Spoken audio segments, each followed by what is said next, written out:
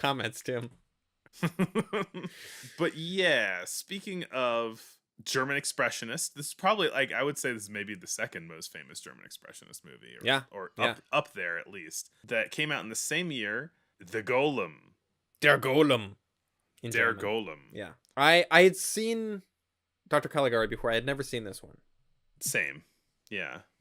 So yeah, and this one's directed by Paul Wegener, who we have dealt with before, but Yeah. not in nearly a decade, I believe. Yeah, we watched The Student of Prague, which Yes. is a weirdly kind of similar movie to this in some ways. He was inspired to write this movie, and the original version of this movie, this is kind of a remake of.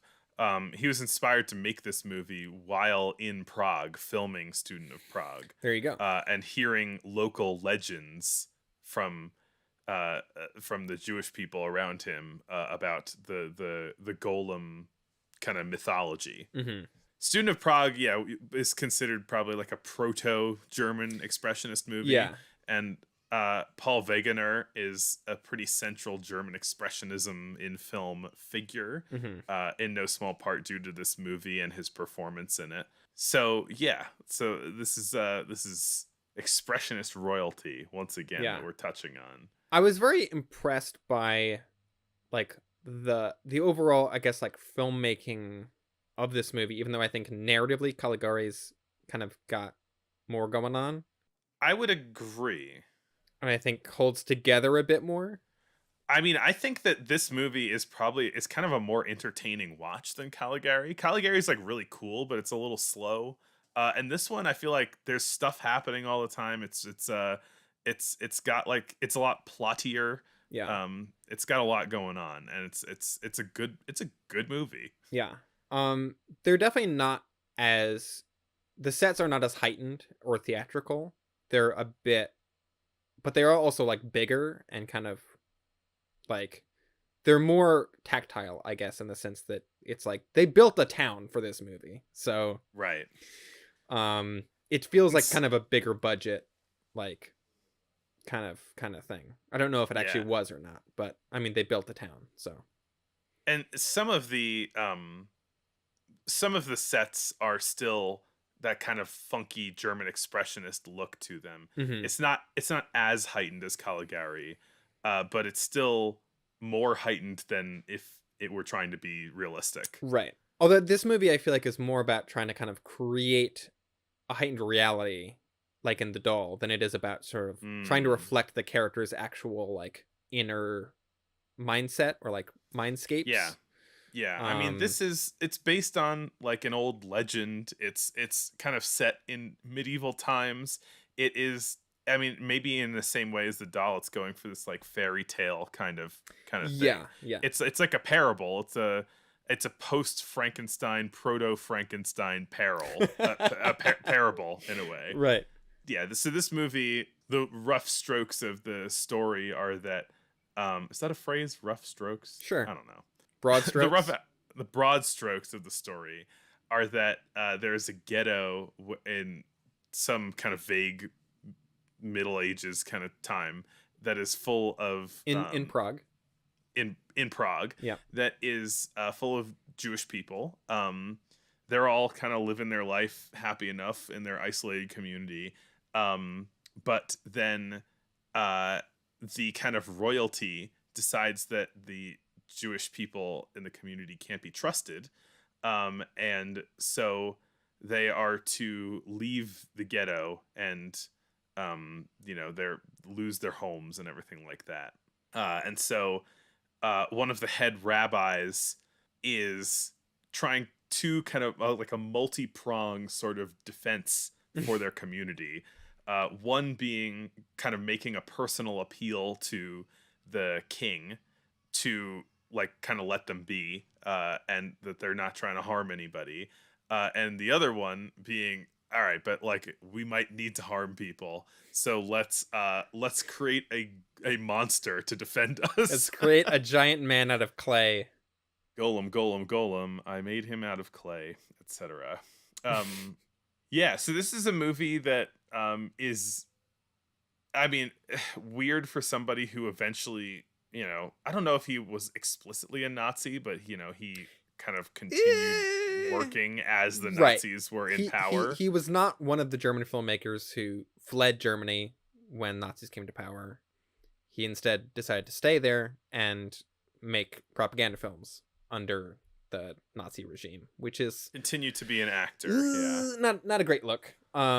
Did somewhat I think color my reaction to this movie, knowing that of I didn't like know it until the movie was over, and like I would have assumed that it was made by a Jew if before knowing that. right, well, because I wanted to know going in, like, was Paul Wegener Jewish? And so finding that out, I was like, well, so it made me wonder, like, how anti-Semitic is this movie?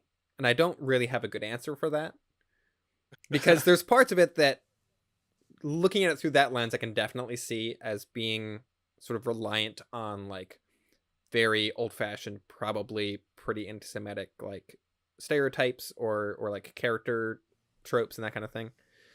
Um, there's like this weird scene at the end where the golem finds a bunch of like very Aryan looking children, and that kind of like stops his violent rampage. I think it's mostly that they're cute kids, not necessarily that they're Aryan. True, but it's like they're all these like little blonde children in like pigtails. I Yeah. don't know.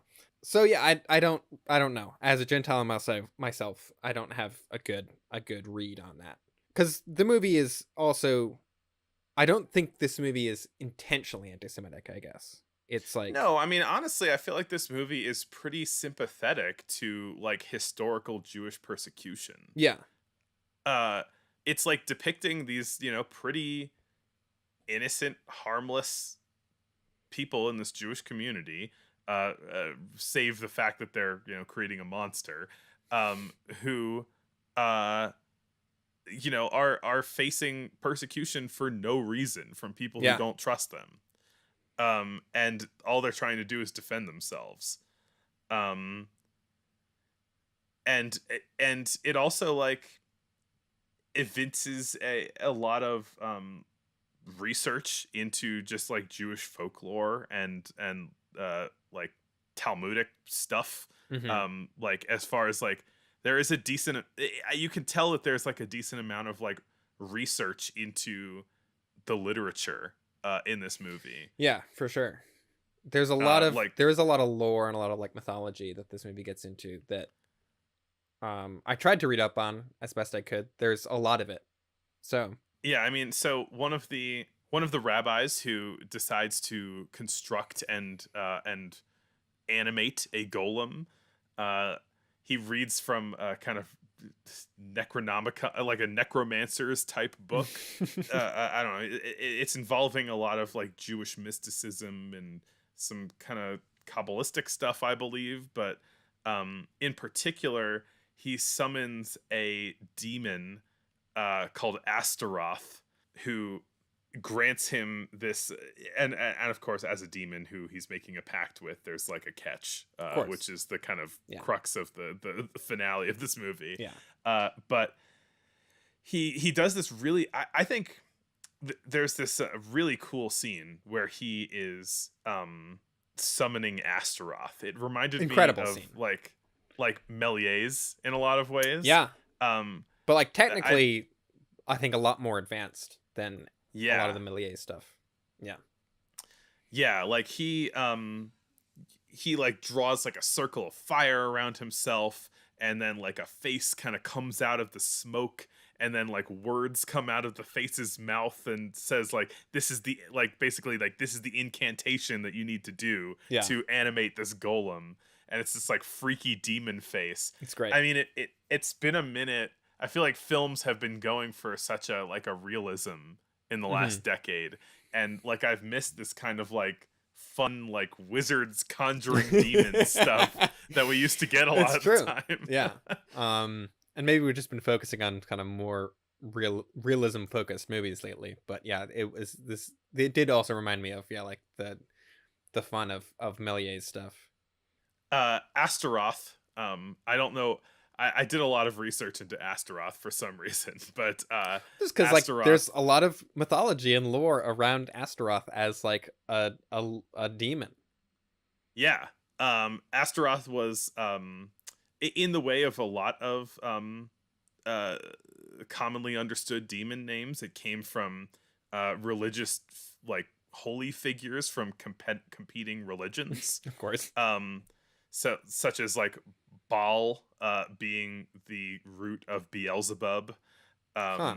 and Astaroth is a derivation of the Phoenician goddess Astarte, which you may know more familiarly in its Babylonian form of Ishtar. Ah. Astaroth appears in a version of Faust, and is also the antagonist of a movie that I uh, only found out existed, that came out last year, that I only found out existed now, which is R.I.P.D. 2, which is a a Netflix original sequel Holy to shit. Rest in Peace Department. Wow.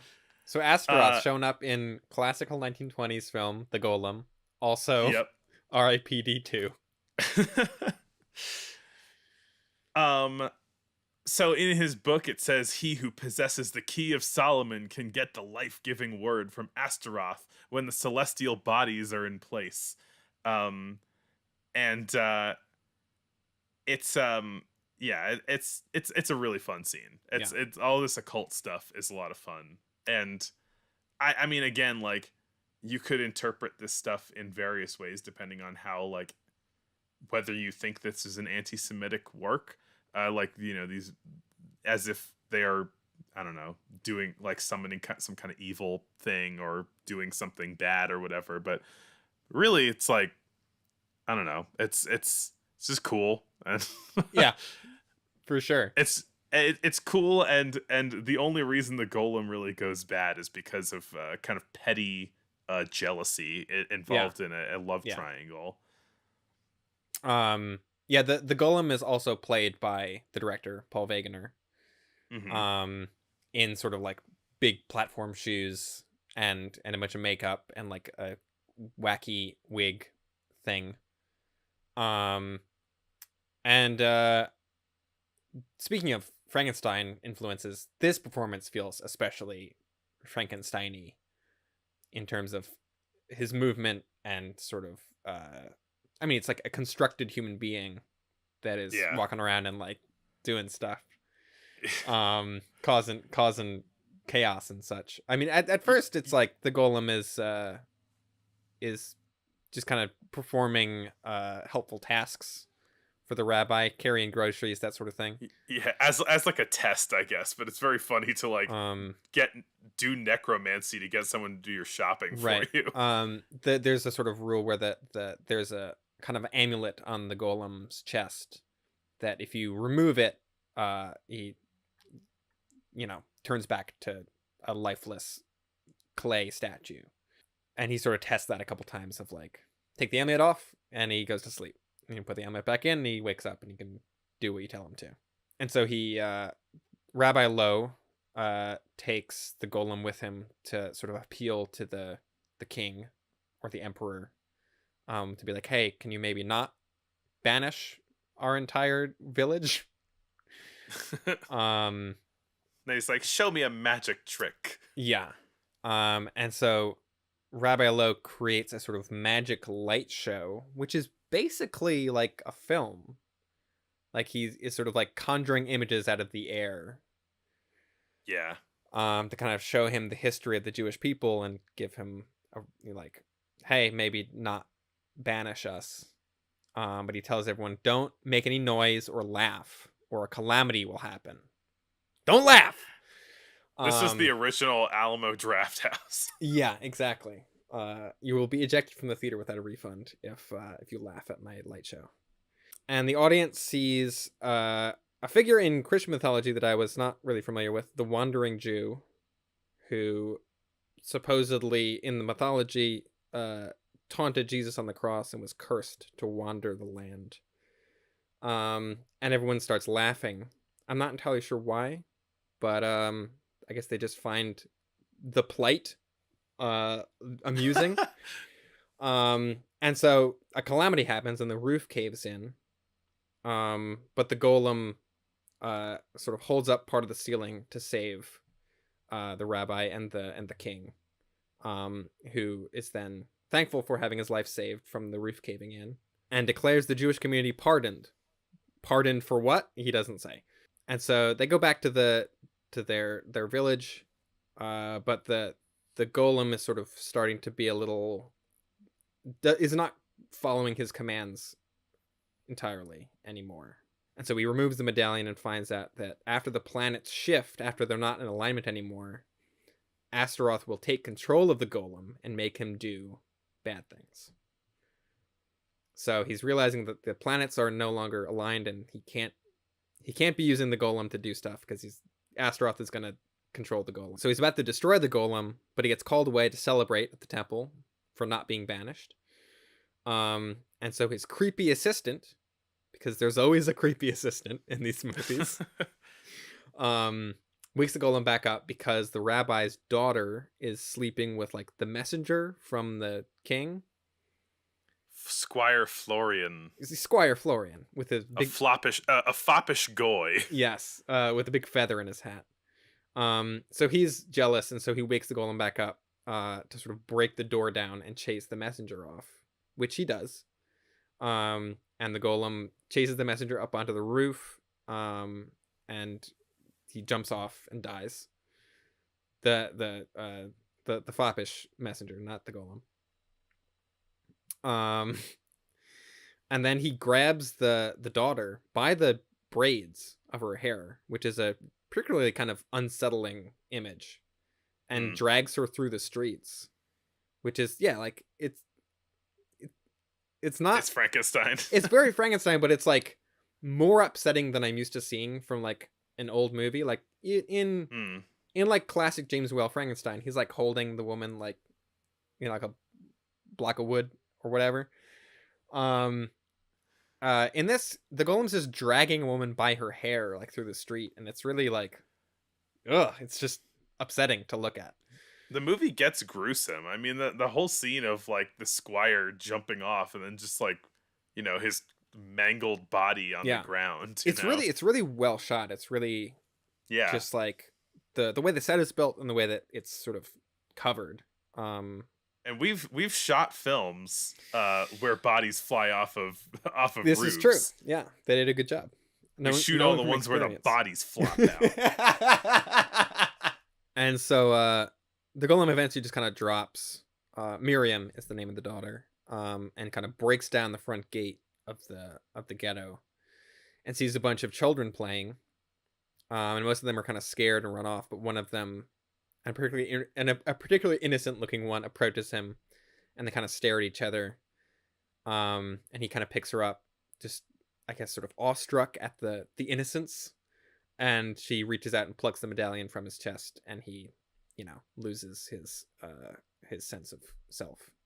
I thought in this moment he was gonna topple over and fall on top of the kid and kill her, but that doesn't happen. And then everyone, he does look pretty heavy. And then everyone, you know, rejoices and celebrates that the golem's rampage is staved. And that's the movie. Yeah. Super good. I liked it a lot. There's the to sort of like bring back to its sort of place in German expressionism. The sets in this movie are also like very different from Caligari, but super impressive to look at.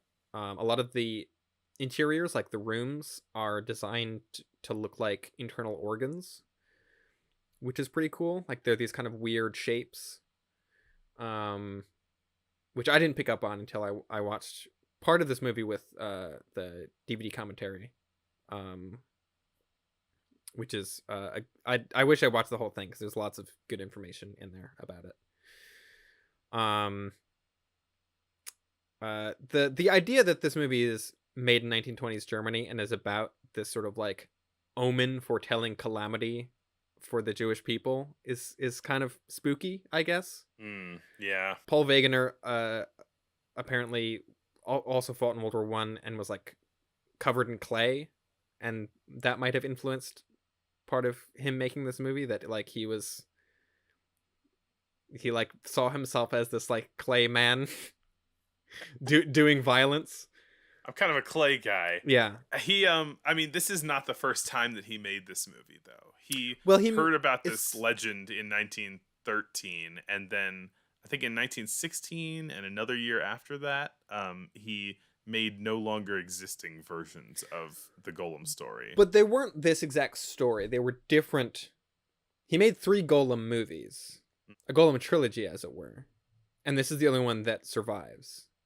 But this is the like origin story one. I think the others are about the Golem doing other things, and this is about like how the Golem was created, as opposed to the others where it's just like the Golem's adventures. I don't know. I haven't seen them. They don't exist anymore. But yeah, and then this movie is also like Caligari, is sort of inspired by World War One and like the violence and the horror experienced by the people who made it.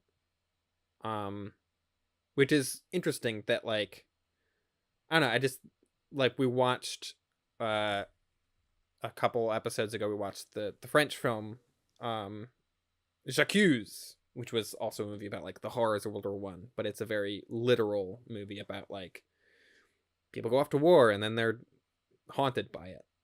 Whereas Yeah. this is sort of like taking the ideas and sort of externalizing them into these like fantastical monster movies. It's about like the societal spiritual toll of the war to end all Yeah. wars. And also like the idea that of kind of like both these movies feel kind of anti-authority in a way of like that it's like a lot of violence is perpetuated by like people in power and who don't really like care about the plight of everyday people. Which is I don't know, it's interesting how similar these two movies are. Like they're part of the same overall movement, and like they have a lot of big differences to them. Like the filmmaking style is pretty different, but they have a lot of like thematic connection, I guess. Yep. Yeah, good movie.